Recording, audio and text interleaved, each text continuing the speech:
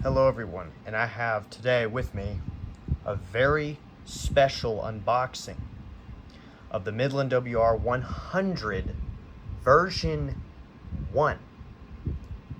I saw this listing on eBay a few days ago. There was one seller who was selling 6 of these. Well, he actually sold a total of 8. I saw it come up and I was like, I had to get one. I mean, that was just too rare to come across. Honestly, I've seen a couple of these rare Midland WR100s sold in these clamshell packagings, and most of these older versions come in these clamshells, mainly the version 1s and maybe the early version 2s at best. But the black and silvers and version 1 whites only come in clamshell packaging, which is interesting. They didn't have the normal boxes like the V2s onward do. Now, disclaimer, I did buy another version 2, and it's right over here.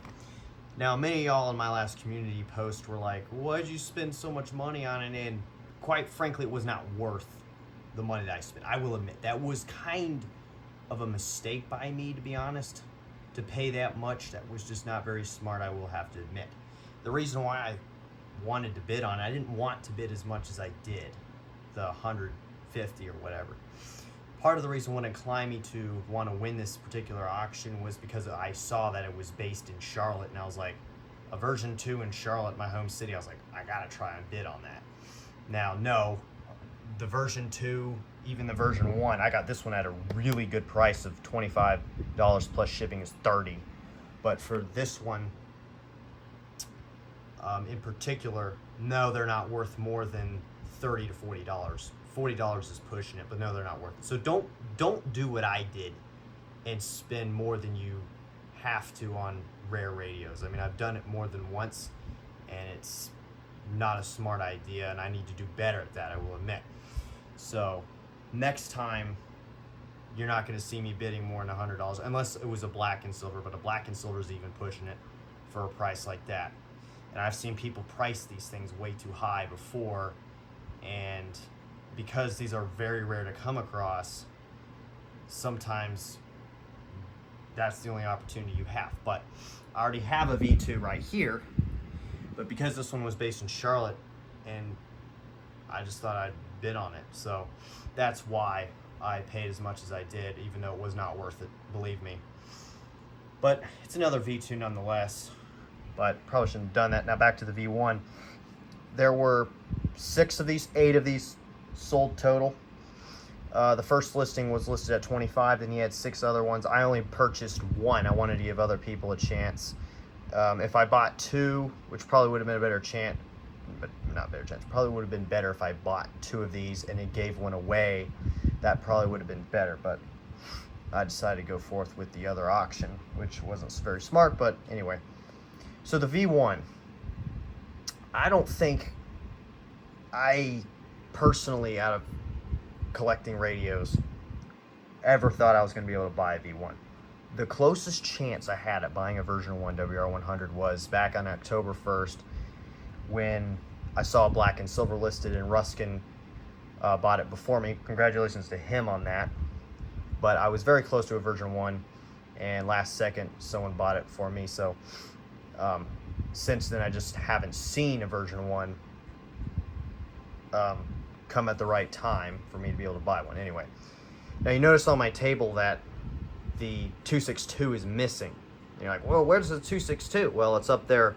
I put it on my wall just below my 521 because I'm out of space, and decided, you know what, why not just add another radio to the wall? So I have 2 first header radios on the wall there, and I moved my R1630 up there as well.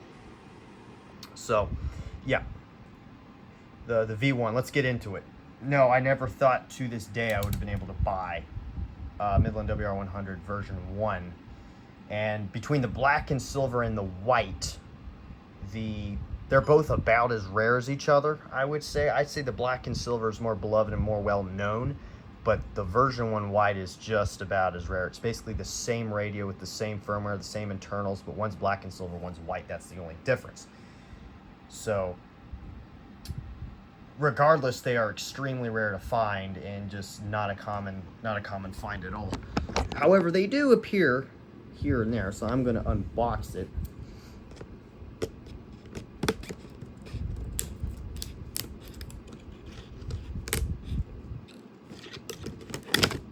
These clamshell packagings are a lot harder to cut into than like the normal boxes that came out before.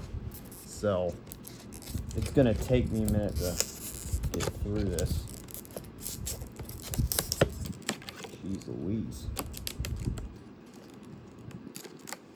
It's quite strong clamshell packaging, to say the least. It does not always want to go according to plan.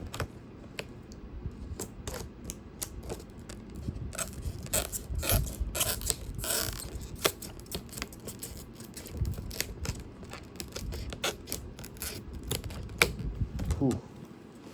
Yeah, Midland knows what they're doing when they put these clamshells together. My goodness. Here it is over here. I'm trying to open it. I was off screen. Trying to cut through this packaging here. Man. They certainly knew what they were doing. They were doing that. And this was the only packaging that they used before the version 2s. It was the clamshell. And there it is. Hold on, let me see if I get... There she is. Version 1. And how you can tell it's a version 1, and this is to help any of y'all out to know how to tell the difference. First things first, the version 2 has the same, but it has the 2 dots. The dots in between the letters. Now, the version 1, it's all... Now, early version 2s also have it before. They have the same, but they don't have the dots in between the letters there. It's just one word. The other giveaway is the serial number. So, if it says 306, that is a version 1. If it says 307, that is a version 2 and higher. So that's a good tip to know whether or not it's a version 1 or an early version 2 versus a version 2. So thought I'd just throw that out there. So there it is, the V1. Now I'm going to undo this plastic here. I can do that real quick. My right hand. There we go. I'm going to put some batteries in it as well. I'm going to do the adapter a little bit later. I just want to put the batteries in it to kind of see, is this, you know, really a version 1, which it looks to be based off the serial number. Now, I've heard of some version 1s being in boxes before. Now, that's just a rumor. But let's see here. Oh, make sure I put these batteries in correctly. Version 1. Let's go. It's a version 1 WR100. That is pretty sweet. It is official. It is a version 1. The other way how to tell it's a version 1 is the teal backlight. So look at the version 2 here. Blue backlight, teal backlight, and the button beeps sound slightly different. Notice that. Hear the difference in the beeps compared to the version 2 or higher? Slightly different. Louder button beeps on the version 1. Very interesting. The other thing is, here's the antenna. This antenna in particular is really puny, to be honest. Let me raise this up. That is the antenna. That is a tiny antennas. This thing is going to have a really hard time getting reception as a whole. Now, WXL70, that isn't going to really have a problem, but if I want to DX on this radio, it's probably not going to be a good idea if you're going to want to DX. But as far as I know, that's a tiny antenna. That's not impressive. All right, let's go through the menu. Now remember, version 2s, 1s, and early version 2s, they all do not have the siren test. Version 3s are the ones that implemented that. Same set, it's already set to any. Alert type, voice. And of course the time, the alarm, the channel. Wednesday night, mostly cloudy. A chance of showers until midnight, then showers likely after midnight. It's on WXL70. What stations can I pick up? 70 Spartanburg, 84 at Columbia, and 69 at Charleston. At Greenwood, it was cloudy with a temperature of 70. Once again at 10. The other interesting part about the version 1s that I've seen, it goes across the board with any version 1. It's the reception, like, listen to it. But then when I put my hand on the antenna, Western North Carolina, it's better. and upstate South Carolina. A low pressure system expected to. So there's the version 2s, all my other WR100s, they don't have that problem. But the version 1s, just in general, just have, you know, not the greatest of reception that there is.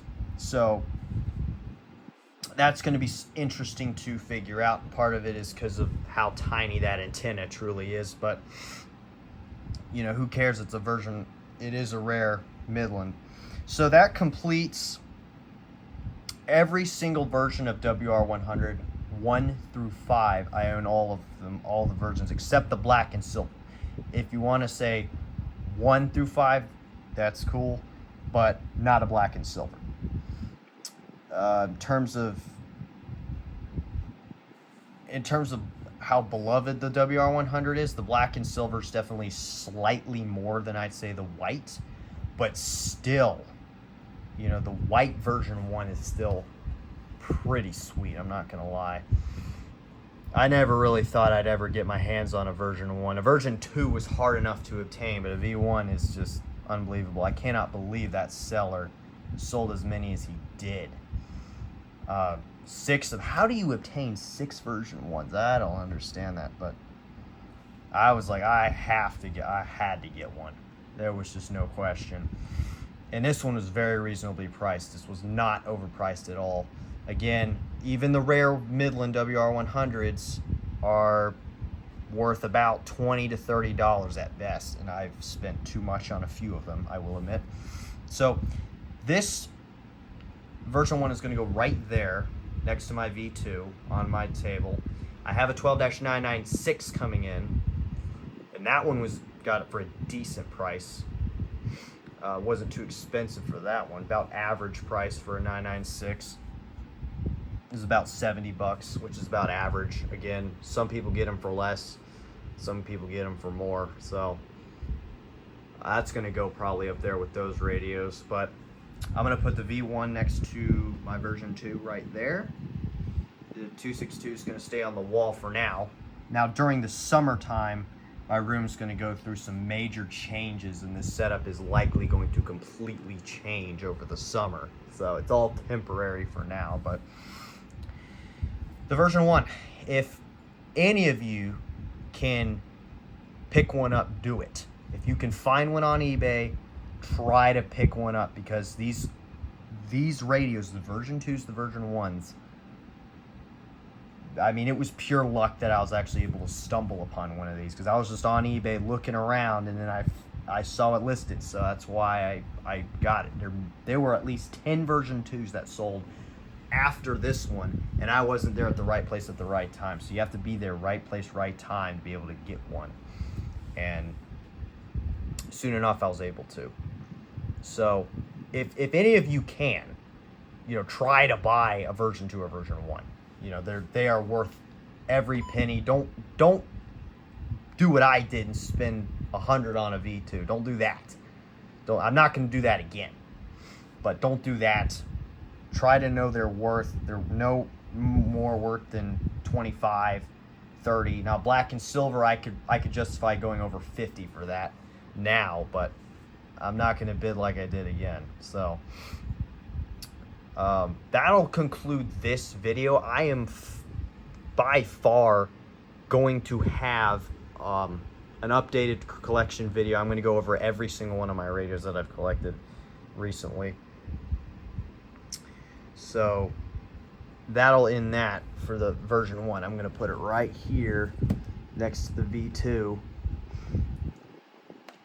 Two brother radios right here. And you can see the difference in the backlight. One's kind of teal, very dim, and then the other one is blue. Prone to severe thunderstorms with all forms of severe weather possible. However, details remain uncertain regarding the timing and... And again, reception is going to be a major problem, but that's besides the point. So that'll conclude this video. Thank you guys for watching me unbox the version 1 WR100. Hope you enjoyed.